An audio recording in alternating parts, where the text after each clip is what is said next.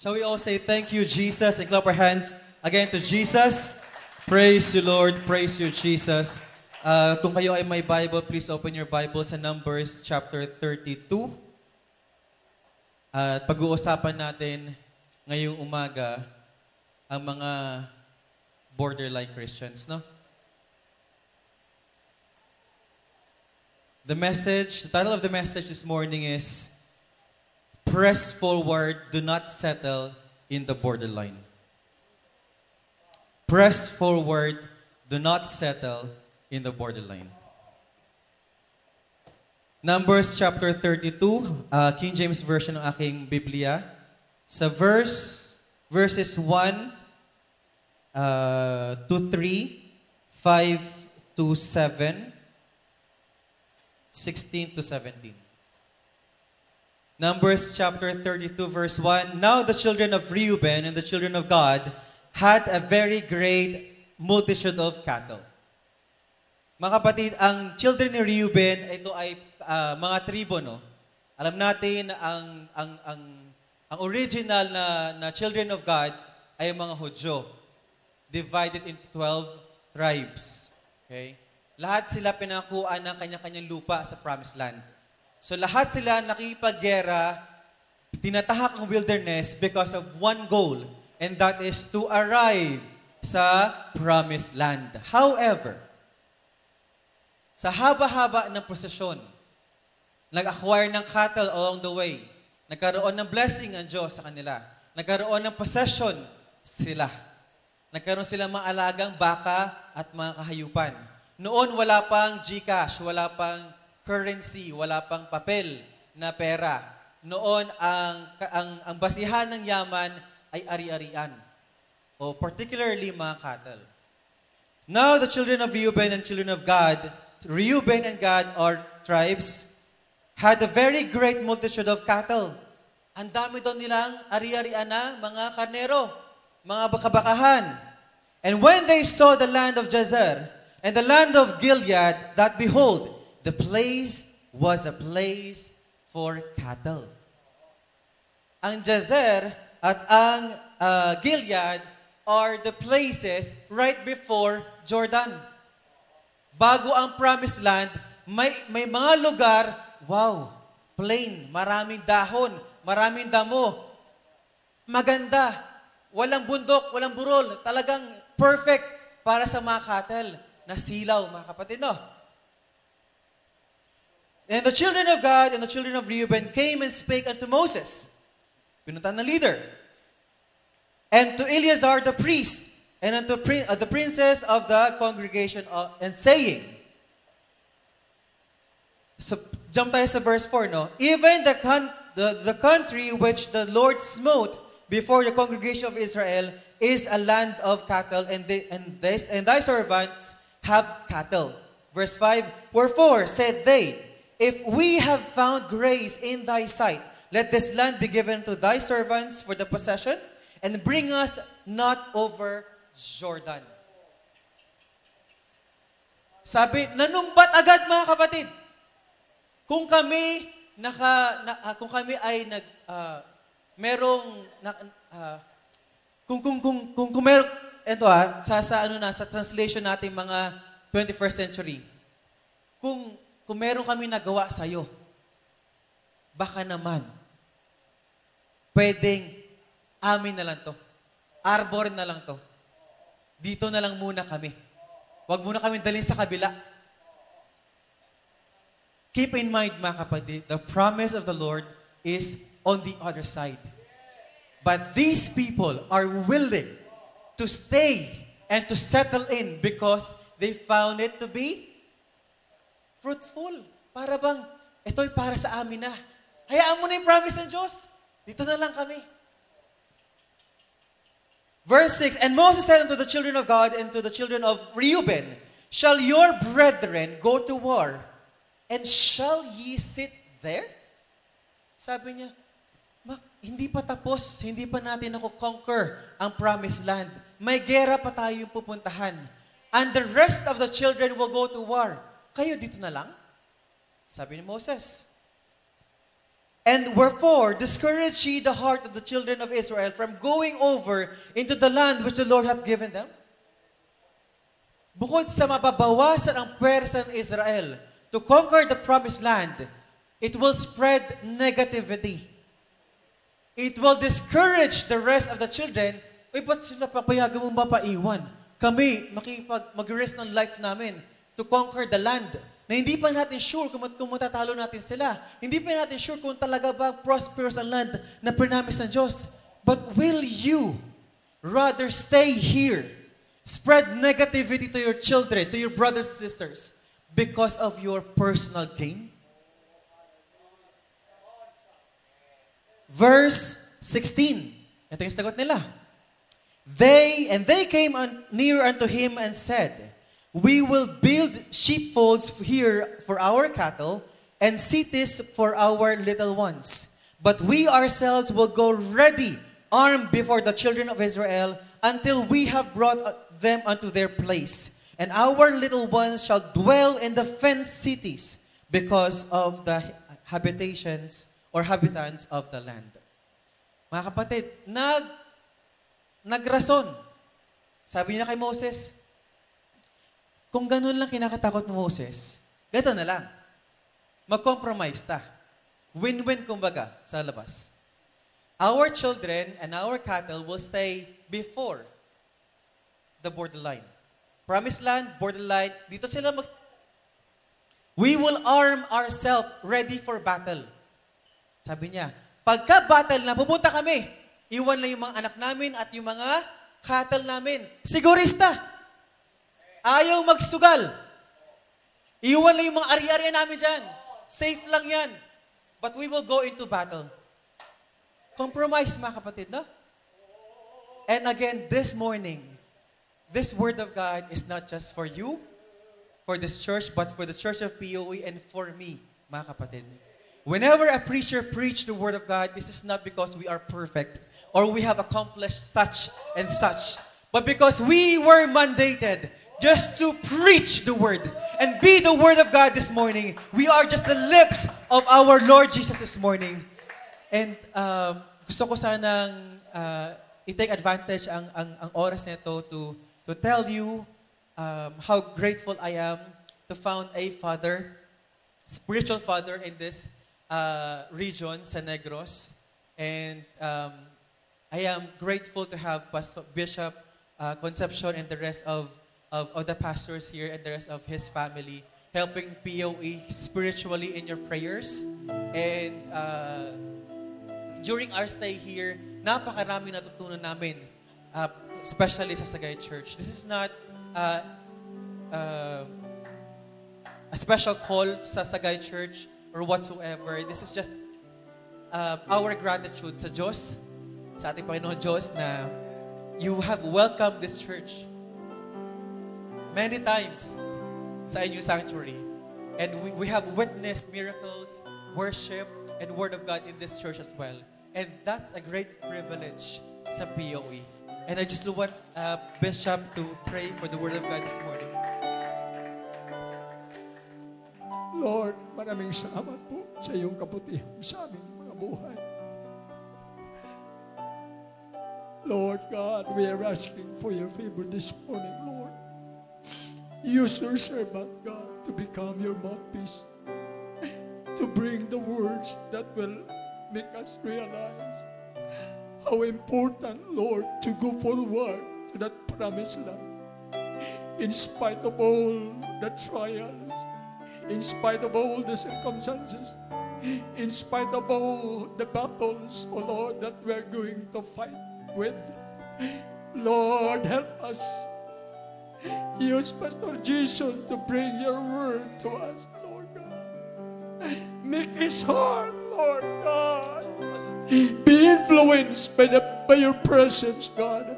And I pray for your double anointing to be upon him right now. Let him speak with power and boldness, Lord God.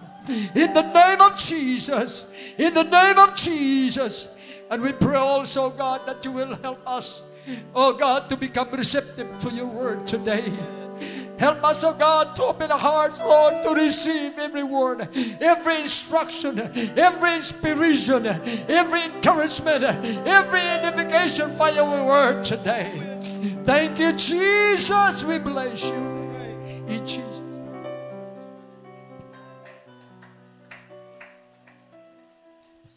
Thank you, Jesus. Press forward. Do not settle in the borderline.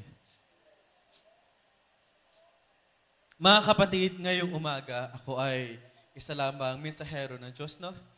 Walang credentials, walang kahit anuman, but a messenger of God.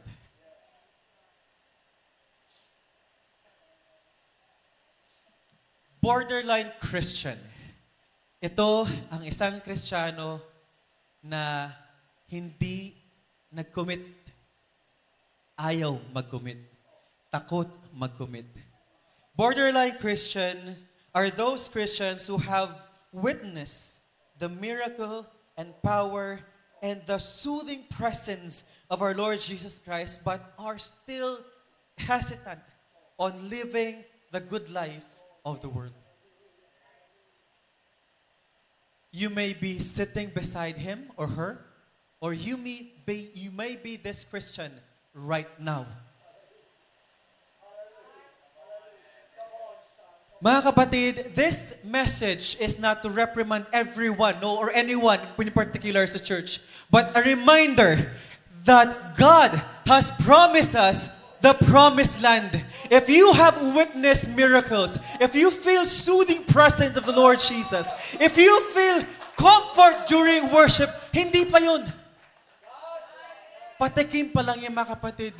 All you have to do is to shed, give out, give up your old self and get into the presence of the Lord Jesus. And let the presence of God, let the guidance of the Lord Jesus Christ guide you towards the heart of the kingdom. Mga kapatid, when we were baptized, we received the Holy Ghost, evidence in speaking in tongues. We repented. But that's just the door, mga kapatid. Pinto pa lang yan. You have to enter into the kingdom. And you have to venture out kung anong pwede mong gawin sa kingdom. During your venturing, you may fall down, you may stumble. That's okay. Sabi mo, Pastor, hindi ako consistent. Ako rin. There are times na hindi ako nakapag-pray. There are times na wala akong devotion. There are times na hindi ako nakakati ng prayer meeting. There are times na pangatlong kanta na, hindi ko pa makunig ang sarili ko sa Diyos because of what happened to me on the prior days. But it will not stop us, mga kapatid, from pressing forward. It will not stop us, mga kapatid, from going in the heart of the kingdom of God. And it will not stop us from committing ourselves wholly sa Diyos. Ang tribe ng Gad and ni Reuben and half of the tribe of Manasseh acquired blessings from the Lord. When we promise God, Jesus, bibigay ko sa iyong buhay ko, Jesus, ang lahat iiwan ko para sa iyo, we may have done it at some level. And because of that, blessings pours out. You acquire, you were promoted. Or sa school, ay nag-excel ka. Sumisikat ka sa school o sumisikat ka sa trabaho natin and we get promoted. And sometimes kapag tayo ay nabe-bless, parang, hindi natin alam kung paano i-handle ang blessing. And because of that, those blessings became curses na naghihinder sa atin sa pag-progress. Our pastor are always looking for someone na may talent that can be used in the kingdom of God. We are always look out sa mga potential.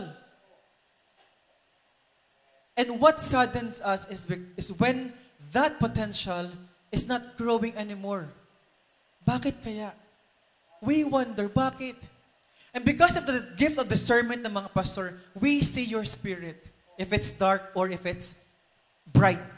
That's this gift of discernment ng mga pastor or ng mga leaders. Without knowing exactly what's happening to you, we see your spirit is dark. If something is wrong. So when you are not progressing, Kami ay nagtataka bakit. Most probably, mga kapatid, that's because of sin. That's because of inconsistency.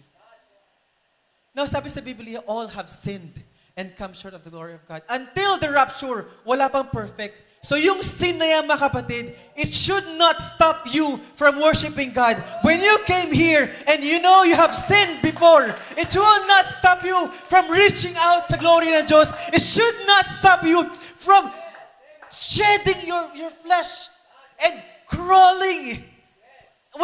Walang magagawa ang devil. I will crawl. Gagawin ko lahat. Gagawin ko lahat. Lahat gagawin ko. Makamit ko lang. Matouch ko lang ang throne ng Diyos this morning. Mga kapatid, the devil will do everything in his power para bigatan ka ng bato. Hindi ka na worthy mag-praise. Tataas-taas ka na kamay. Pak! Malaking bato. Hindi ka worthy dyan. Pa-praise the Lord ka. Kahapon lang, sinagot mo yung nanay mo. Pak! Mga kapatid, if it is that weighty, napakabigat, if it's that heavy, hindi yung galing sa Diyos. Our God will encourage you. Paano? Alam ng Diyos, at the back of your mind, ibabalik niya sa iyo yung maling ginawa mo nung last week. However, isa pang promise ng Diyos is that I will give you power. So you know if it came from God, na-remind sa iyo, however, you feel empowered na magbago. You feel empowered na wag nang gawin. You feel empowered na, gagawin ko to. Mag-worship ako kay Jesus because He is worthy. Sabi ni Pastor kanina, our worship is not based on our circumstances. It's not based on feelings, mga kapatid. When you worship God, kahit na hindi mo feel mag-worship, you will worship God because He is worthy. Not because you feel like it.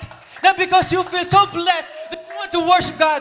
That you feel you're so clever enough na ikaw ay sikat na dahil na-praise ka ng pastor mo that you feel worshiping God. No. We worship God regardless of our circumstances. Regardless of our feelings, you worship the one and only God. Because regardless of your sin, regardless of your inconsistency, regardless of who you are, He died on the cross. He bears the weight of the cross. He walked towards the Calvary regardless of who you are. Kung ang Diyos based on circumstances and based on feeling, kung ako si Jesus noon, iiwan ko talaga yung cross. Sino kayo? Para dalhin ko ang weight ng kasalanan nyo. Sino tayo? On the first place, we are Gentiles. None of us here are Jews na meron tayong right spiritually to being a children of God. None of us are Jews na meron pang chance at tribulation. We are Gentiles. If we miss the rapture, we have nothing else. We have no salvation kapag hindi tayo nakasama sa rapture. That is the only way out, mga kapatid. Kung ngayon sa buhay mo, nahihirapan ka na. Kung ngayon sa buhay mo, hindi mo kayang tiisin. Kung ngayon, sabi mo pang unfair, but yung mga walang Diyos, maraming pera. But yung mga walang Diyos, may mga kotse. But yung mga walang Diyos, maraming masasarap ang kinakain. Bakit ako nang titiis? Okay lang yan. Ano sabi ng Diyos? It is possible for the camel to enter into the needle than for a rich man to enter into the kingdom of God. It's just rephrase, mga kapatid, but that's the point of God. If you are so rich, it will be hard for you na magpaubos at mag-repent at acknowledge ang Diyos if you are so rich. So we are glad we are not that rich. However, sa Matthew 6:33, sabi ng Diyos, if you seek ye first the kingdom of God, and all these things shall be added unto you. Mga kapatid, it is about time for the apostolic to Pentecostals to have cars, to have have good food sa table. It is about time para sa mga Apostolic Pentecostals na Negros to elevate your lifestyle. Tapos na yung time na noon pa ng mga pigado ta. It is about time to use your talent. It is about time the church should fly. It is about time for the church to have several cars parked sa labas. Yung bago yung church, eventually mga kapatid, sa harap ng church nyo, you will see cars parked in every corner of your church. And that will be Apostolic Pentecostals. And because we are a good steward of the blessings of God, we shall get it. But first, do not settle sa borderline. Press forward. Step forward. Until then, mga kapatid, mananatili tayong pigado. This is the era of the church being so blessed. Na magkakaroon na tayo ng time to think of others, not just our food on the table. If God wants this church to prosper, He will bless you. Dahil alam niya, pag bless ka niya, you will no longer think of your food. You will no longer think of your clothing. You will no longer think of your bills. But you will now have the capacity to help others. But you have to step in. You have to move. Do not settle sa borderline. Move, mga kapatid. Press forward.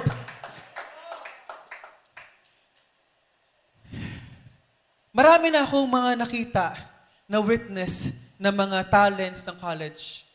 But when graduation came, wala sila. Hindi nakagraduate. Because they were eager at first. But when the life hits them, wala na. Hindi na kinaya. Maraming talents, maraming potentials, but then again, nag-give up. Imagine, mga kapatid, our reward is to see whoever created this world face to face. Hindi lang tayo pupunta roon, diretso sa langit. He will fetch us. Susunduin niya tayo. Parang ganito, mga kapatid, no? Imagine galing ka ng Negros, pupunta ka ng Maynila. Susunduin ka ng presidente ng Pilipinas sa airport. That's what's gonna happen sa rapture. God will not be contented to wait on His throne for the children of God. But He will fetch us halfway sa clouds, mga kapatid. And He will say to everyone na makakasama niya, well done, my good and faithful servant. Well done. Well done. Well done, anak. Well done. Well done. Well done, Bishop. Well done.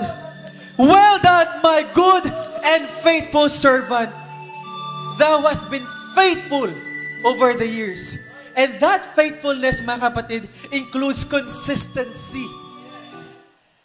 Again, hindi porket may lagnat, hindi porket masakit ang ulo, hindi porket walang pamasahe, hindi porket umuulan o umaambon o kahit kumulog lang, hindi ka na mapasok. Hindi ka na mag-church. Hindi ito eskwela, no? Pag sa eskwela dati, umambon lang, umaambon walang pasok.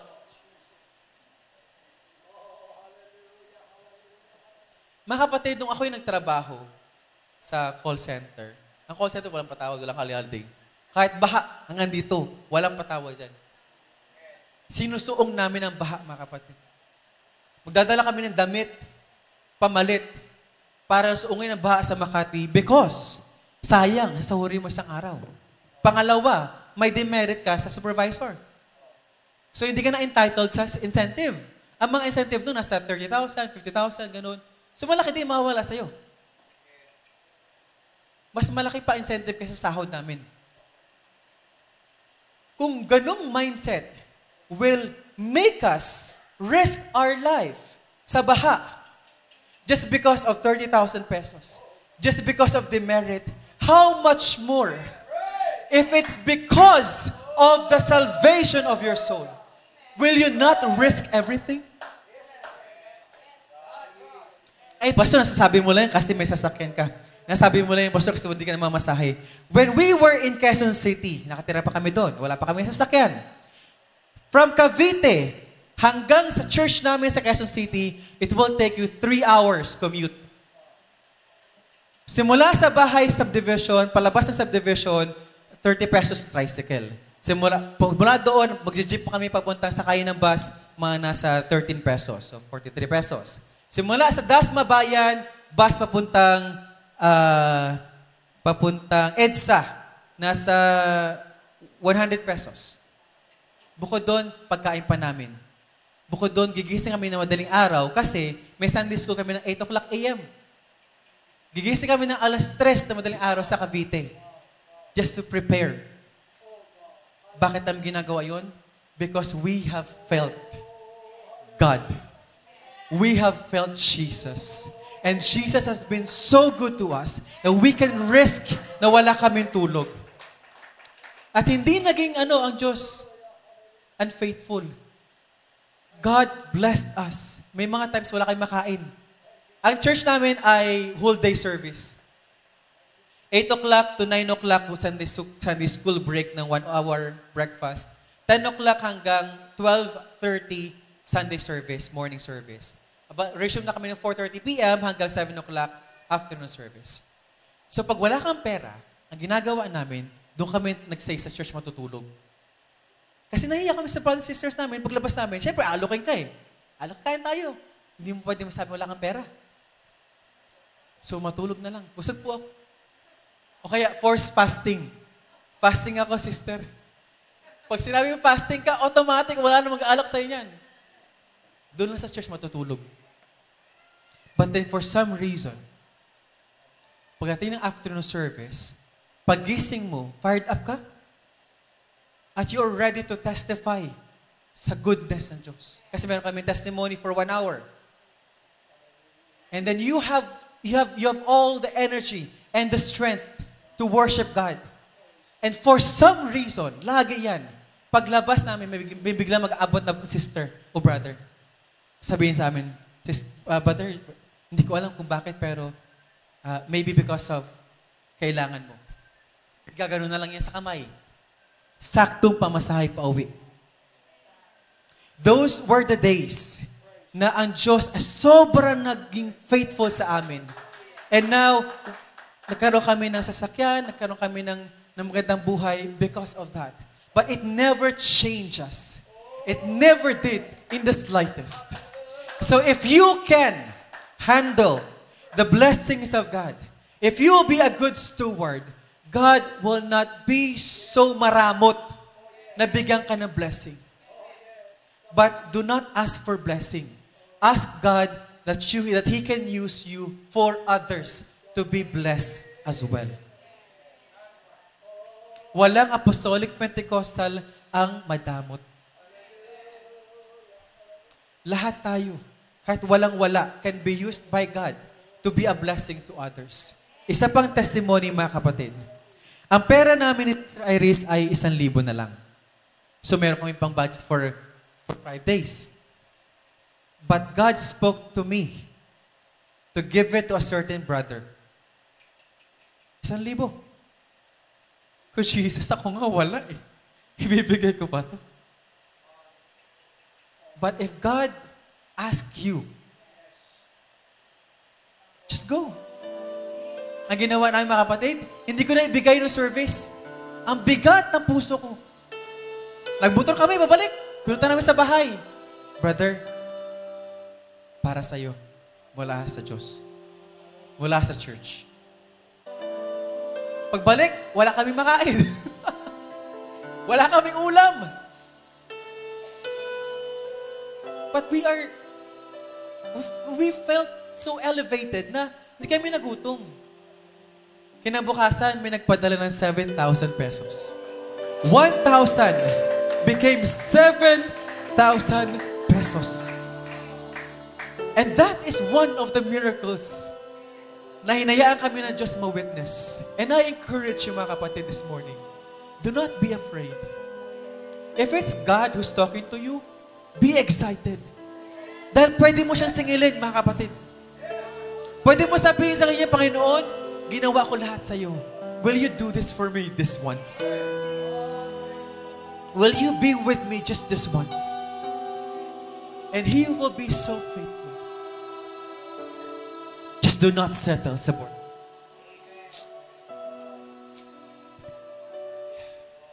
Borderline Christians live on the edge, attending church but not fully committed, knowing the truth but not living it out. Alam mo ang dapat mong gawin. Alam mo, pag nasa labas tayo, bago tayo lumabas ng church, bago tayo lumabas ng bahay, pray that God can lead you to anyone you can witness about Jesus. Pagdating sa school, pagdating sa trabaho, witness is our main job. Hindi mo kailangan magsalita. All you have to do is to be consistent sa mga turo sa church. If you are a lady, dress like a lady. If you are a man, act like a man. Think like a man. Speak like a man. If you have been commanded to be gentle, to be meek, to be kind, so be so sa labas. Hindi ko yung manguna pa makipag-away. And for sure, someone will approach you. Iba ka, kuya, iba ka ate. Ito mga kapatid, no, ang Apostolic Pentecostal ay gwapo at maganda sa labas. Pero wag ka ma-flatter, hindi mo yung physical na attributes. It's just the Holy Ghost radiating outside. Because you are the light of the world. Wag ma-flatter. Ito ay binigay na sa atin ng Diyos to help us to witness. Kaya dress accordingly. Hindi mo kailangan mag-dress ng branded. You just have to be clean. You just have to be presentable sa labas. And the doors of opportunity will open up for you. But when that door opens, you have to get in. Witness. Talk about Jesus. Talk about your principles. Talk about your church. Talk about what you have experienced sa Diyos. Huwag na tayong manguna sa mga chismis. Nagsawa na ba kayo kay Carlos Uyulo sa Facebook? Nagsawa na ba kayo kay Kibuloy ng mga updates? Nagsawa na ba kayo kay Vice President Sara Duterte? Yun lagi laman ng feed ko. Ay, nakakasawa na. So, let us be the catalyst. Catalyst, ibig sabihin, tayo nagkukos ng change sa labas in a positive way. If someone sa barkada, kung ano-ano chismis pag-uusapan, initiate the change of the topic. Always remember na birds with the same feather flock together. Hindi pwede magsama-sama yung mga magkakaiba. Magkakaparehas talaga yan. So you really have to choose your friends. Hindi yan negative traits. You have to choose your friends because God chooses His own people. Hindi lang lahat. Hindi totoo yung lahat anak ng Diyos, ha? Only those who have the Spirit of God is considered as the children of God. That's biblical. Pero it is our job, it is our responsibility na magkaroon din sila ng Spirit of God, ng Spirito ng Diyos. So, witness. Okay? Witness. These tribes settled on the edge of God's promise. They were on the borderline. Nakontento sila. Sabi niya, sige, basta dito lang yung ari-arian namin, safe sila dyan. Ready kami mag-away doon. Ready kami magkipag-gera doon. Parang ikaw, yung negosyo mo. Sige, basta okay lang yung negosyo ko dyan. Magbibigay na lang ako sa inyo. Alam niyo difference ng chicken ay ng bacon and egg? Sino naka-familiar doon? A bacon or an egg is being laid down by the chicken. So yung chicken, safe. Nagbigay lang siya ng egg eh. Nagbigay lang siya ng part niya. Pero siya safe. Ang bacon. Anong binigay ng bacon? Sarili niyang laman. Whoever gave the bacon died first. May sacrifice. So sa mga apostolic, hindi sapat ang basta negosyante ka, magbigay ka na ng pera sa church, tama na. Especially tithes. When you give out your tithes, you have done nothing yet for the kingdom. Hindi sa iyo yan eh. Sa Diyos yan eh. Binigay mo lang yung parte ng Diyos. Huwag kang mayabang. Huwag kang, ako ang pinakamalaking tithes dyan sa church na yan. Nice yun, oy. Sabi sa Malakay, paano magnanakawan ng Diyos kapag ka hindi mo binigay yung tithes? So, binigay mo yung tithes mo, hindi mo yung nakawan ng Diyos, pero sa Diyos yun. So you haven't given anything yet. Just because you are tithe giver will make you a good Christian? No. Binigay mo lang parte ng Diyos. But if you give more of offering, if your tithe is 1,000, and if you gave 3,000 or 4,000, pwede ka na magsabi na you have given more. Because you are only obliged to give 1,000, but you have given 4 or 3 or 2,000. Whatever it is. So it's tithe and offering, not or.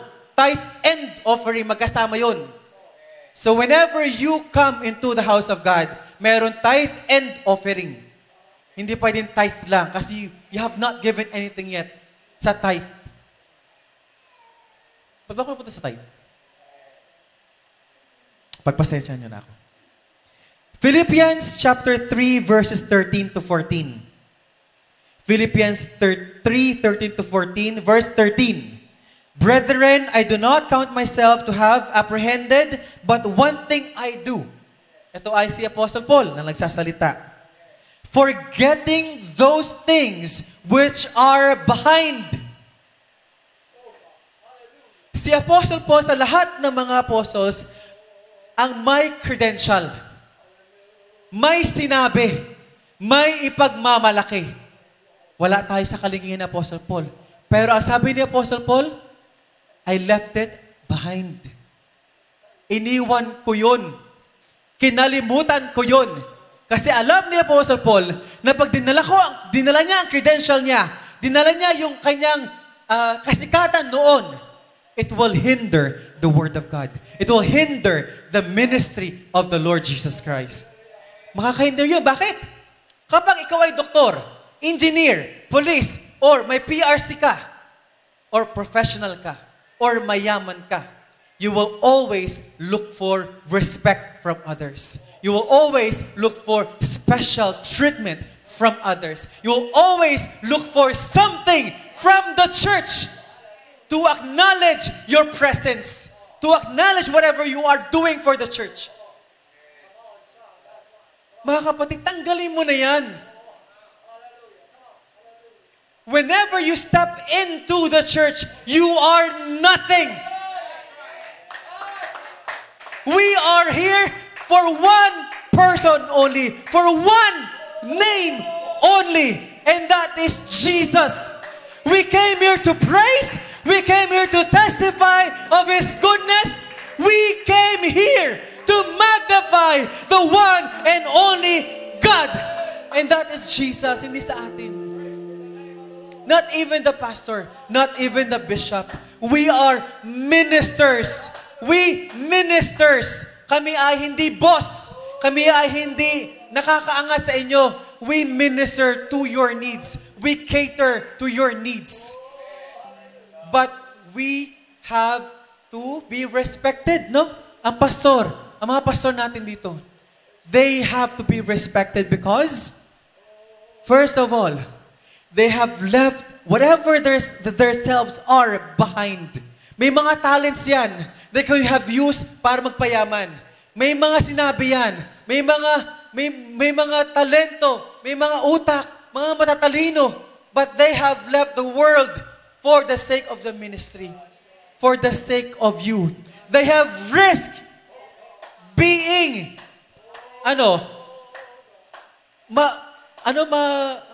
magtampo? Yung magalit sa amin? Nag-risk kami na magalit sa amin when we correct you. That is our choice. Risk yun. But if we know that this correction is the only way for you to move forward, to get out of the borderline, to step in, then we will risk para lang makorek tayo. Ang magulang mo, pag pinalo ka, siya rin mismo nasasaktan. Ako mga kapatid, after ko paluin si Kurt one time na sobrang lala, iyak ako, oy. Bakit? Nakita ko yung pasa sa puwet ng anak ko. Lapat ng sinturon. Yung parang nag-red na. Kasi nasa temper ko rin. Punta ako sa kwarto eh. Iyak. Bakit? Anak ko yun eh. Yung marka na sinturon na yan, anak ko yan. But I have to do it. So that's the same feeling our God feels when we are reprimanded. Masakit. Masakit na baka hindi ka pumunta next week. Baka hindi ka na umattend ng prayer meeting. Baka hindi ka na bumalik na church. Masakit sa amin. But we have to. Kung kailangan pagalitan, papagalitan. Kung kailangan sa private mo nagdaanin sa private kayo, papagalitan sasabihan ng pastor. But if hindi pa rin nagtanda, but if hindi pa rin nag-improve, there are times na in public, you will be reprimanded. And if that happens, masakit sa amin yun kasi alam ko, baka next week wala ka na. And nothing hurts sa mga pastor kapag may isang soul na wala sa Sunday. Masakit. Bakit? Each one of you is the product of the tears and kalos na mga kaluhuran ng lahat ng membro at ng pastor na nagpe-praise bawat isa. That's because this is our calling. Souls are our calling. Mga kapatid, this morning, kung feeling mo you are blessed already for this church, no? Dahil marami kayo, magandang magaling mga musicians, magandang wali ng pastor ninyo at mga pastor na i-invite dito. Magandang Sunday school, organized. But do not be contented with what the church can do now. This church can do more than this. But this church needs you to step out, get out of the borderline, give what you can give, contribute what you can contribute. Be faithful sa church, and this church will fly high.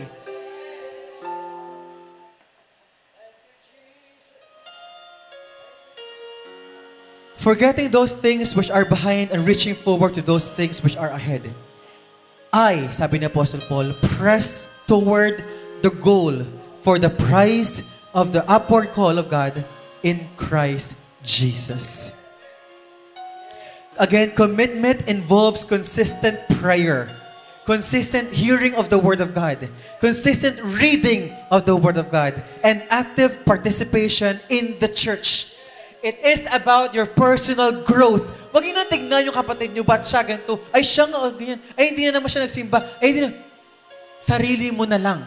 Kaugalingon ta ang atong bantayan.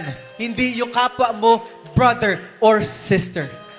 It is about personal growth in Christ. Pursuing a deeper relationship with God and not being satisfied with the miracles yesterday. Not being satisfied with the worship yesterday. Not being satisfied with the Word of God yesterday. Mga kapatid, lumipas na yon. Always look forward to what is coming next.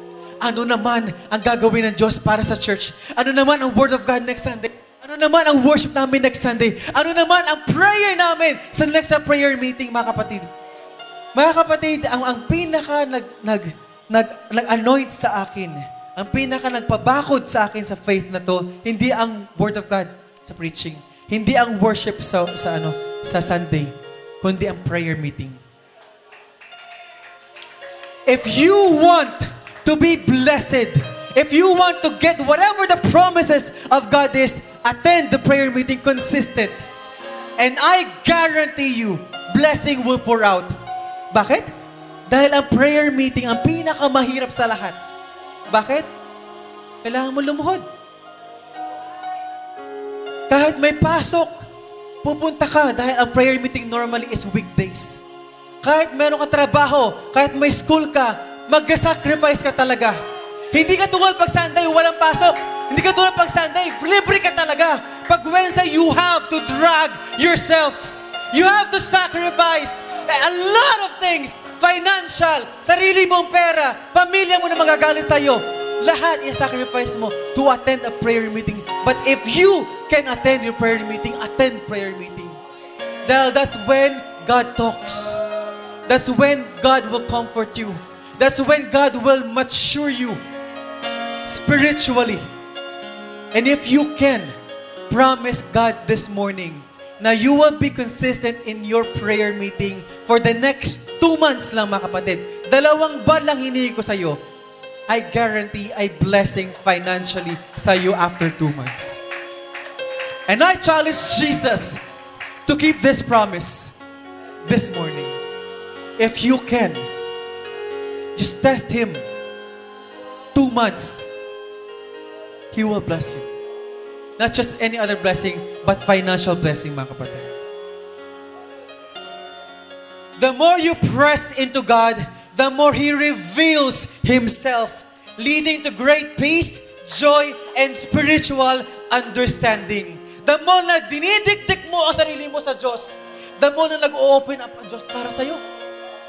The more na i-envelope ka ng Diyos ng presence niya, the more na bibigyan ka niya ng knowledge and more wisdom and more revelation of Himself. Because He can see your effort. Nakita niyo yung pilay, yung lumpo sa Pool of Bethesda? He dragged Himself. Wala akong pakialam sa'yo. Pupunta ako dito. Mga kapatid, hindi pa tayo lumpo. Our situation is not even close enough sa lumpo na yun. But He dragged Himself. So tayo pa kaya? Huwag na tayo magpalalabay, magpa-baby sa ating pastor, sa ating mga leaders. Ang sabi ni Apostle Paul, be ready to take in meat. After natin ng new convert na puro milk lang, anong difference ng milk? Ang milk ay mga pagkaing ready to intake na. Hindi mo na ngunguyain. Hindi mo na usapon. Hindi mo na gagrind. Iinumin mo na lang. When we were new convert, ganun ang ginagawa ng pastor natin. Hanggat maaari, positive. Pinapositive scripting lahat. Dahil bago ka pa lang. Dahil baby ka pa lang.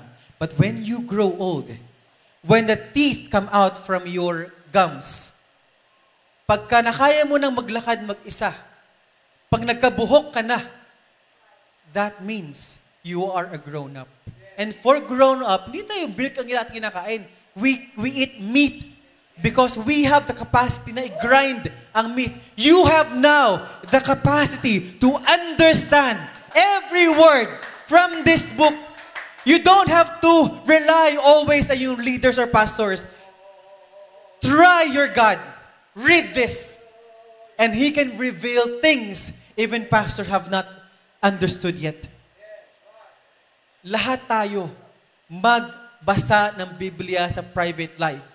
You have your phones. You can download offline apps.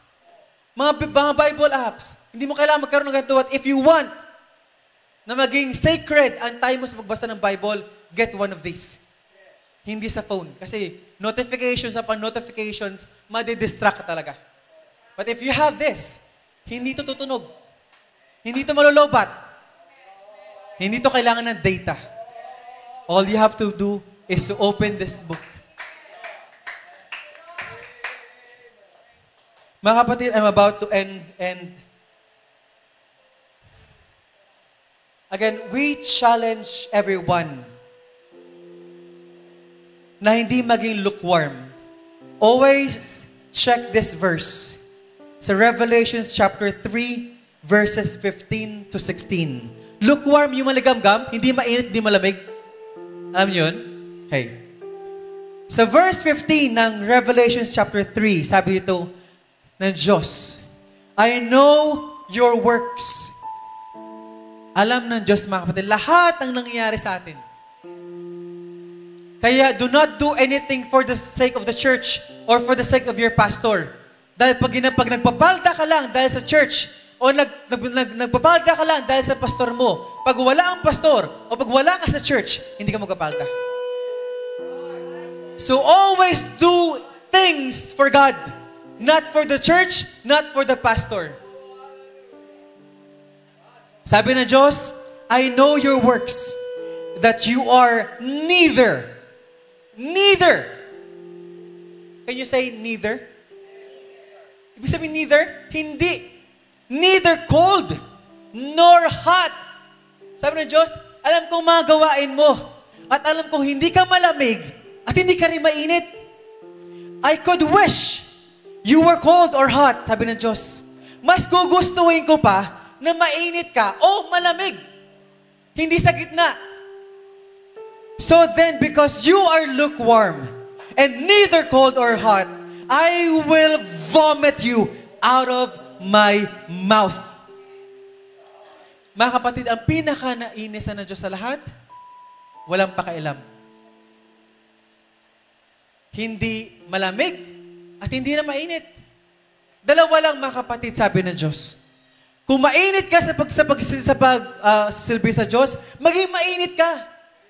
Alam ng Diyos na hindi laging nasa height yung energy. And it fluctuates.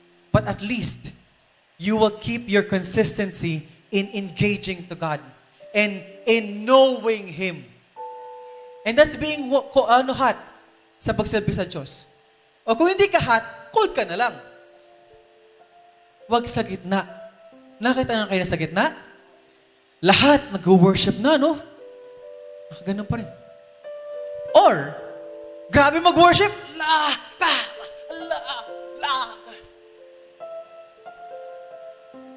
Pagdating sa bahay, walang respeto sa magulang, hindi ginagawang responsibilidad sa bahay.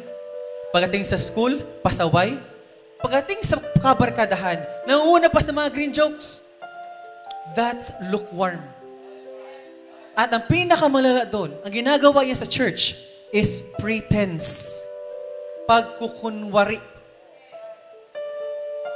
Ang sabi ng Diyos, let your yea be yea and your nay be nay. Kung oo, oo.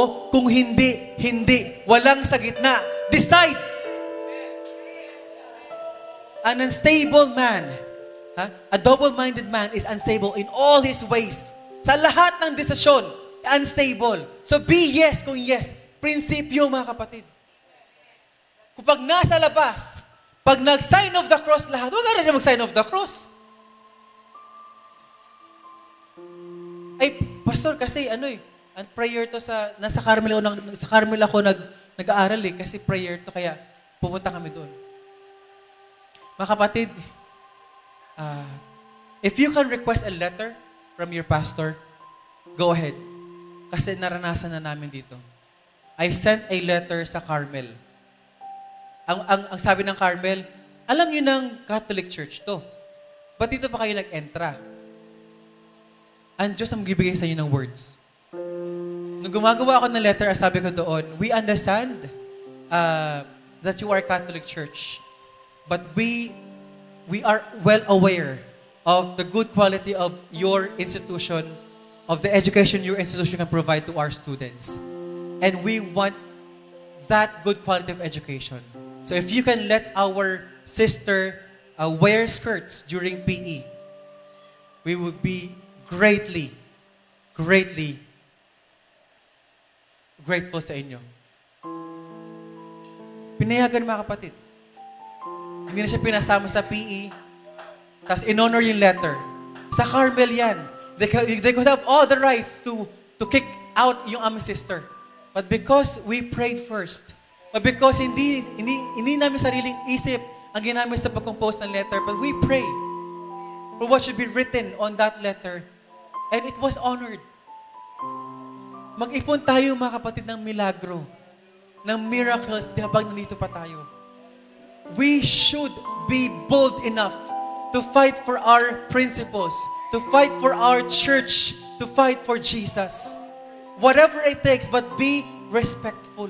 Sabi sa Biblia, be ready to defend the reason for your calling, but with love. Hindi tayo nandiyan nakipagdebate just to be right. But because we want others to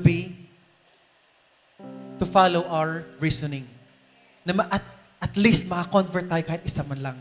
Yun yung ating reason. Hindi para magpatayaw na kami ay tama. Wala tayong kailangan patunayan, mga kapatid. Tama talaga tayo. Huwag na patunayan yan. Diyos na nagpatunayan yan eh. We are not here to prove ourselves. But we are here to influence so that some may be saved. Sabi ni Apostle Paul, I have done all things to all men, that I might by all means, save some. Kahit si Apostle Paul, hindi nakapag-convert ng marami. At alam niya na kukonti lang ang maliligtas. But at least, merong maliligtas. So let's do our best ngayong mga kapatid. This morning, let's do our best not to stay here, not to stay wherever you are now, but to move forward. That God can use you even more sa kingdom. God can show you more miracles sa kingdom. That God can lead you all the way to the heart of the kingdom and show you His heart. Let's worship Jesus this morning with all ourself, with all our might, and with all our experiences with Him. Thank you again, Sagay Church. God bless you this morning. Hallelujah. You know, mga kaigsunan, the most dangerous place is a borderline. Kung naa ka sa borderline, whether nga mamatay ka o mabuhi ka. But in our spiritual application sa itong kinabuhi, mga igsoon, there is a power without a border. Adunay kahom, mga igsoon, hallelujah, nga magalihok sa atong mga kinabuhi, nga di na kinahanglan, nga adunay utlanan or borderline.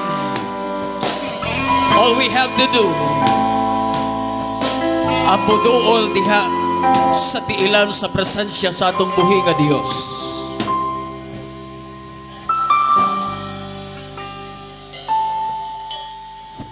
Sabi igsoon sa preacher, di na kinahanglan nasuguon ka, di na kinahanglan instructionan ka kung ano ang imo dapat buhaton.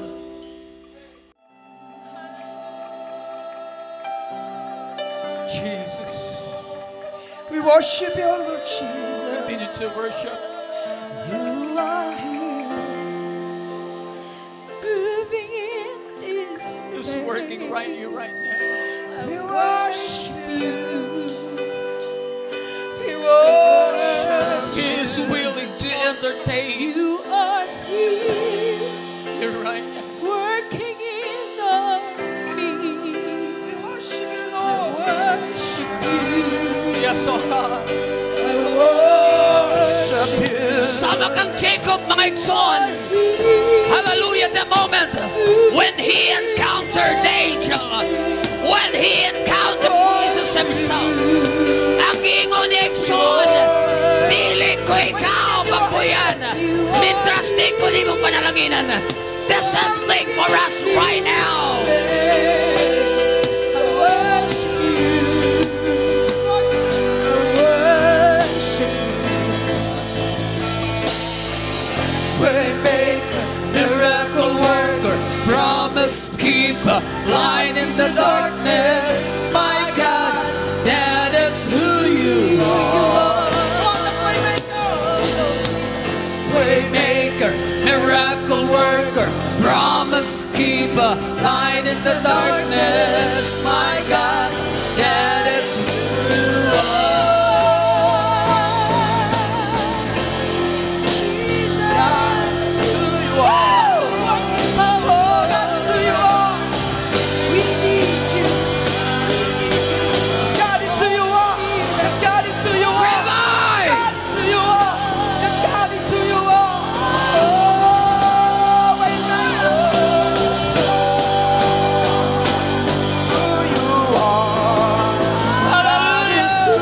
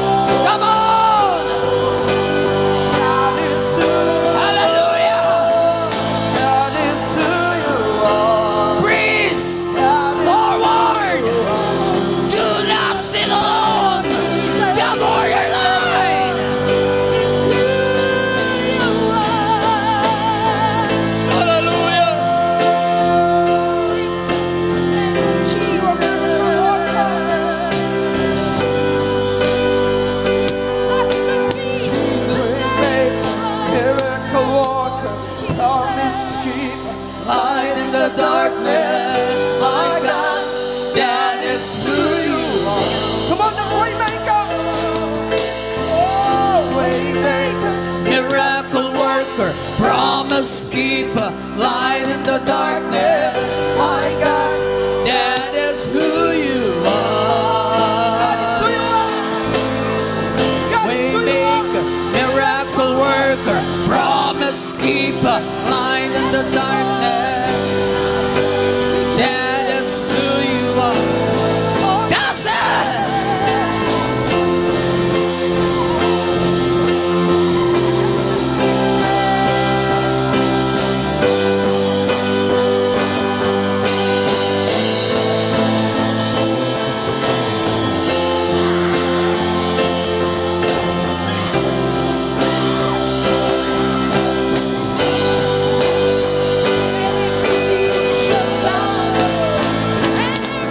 Hallelujah! By the authoritative word of the Lord, and by the power in the name of Jesus. Hallelujah! In the name of Jesus.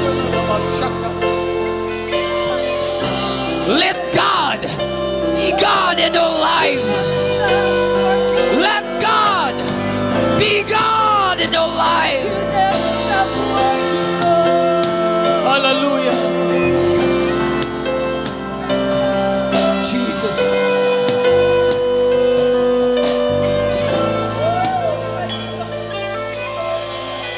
We give ourselves to you, Lord. We give ourselves to you.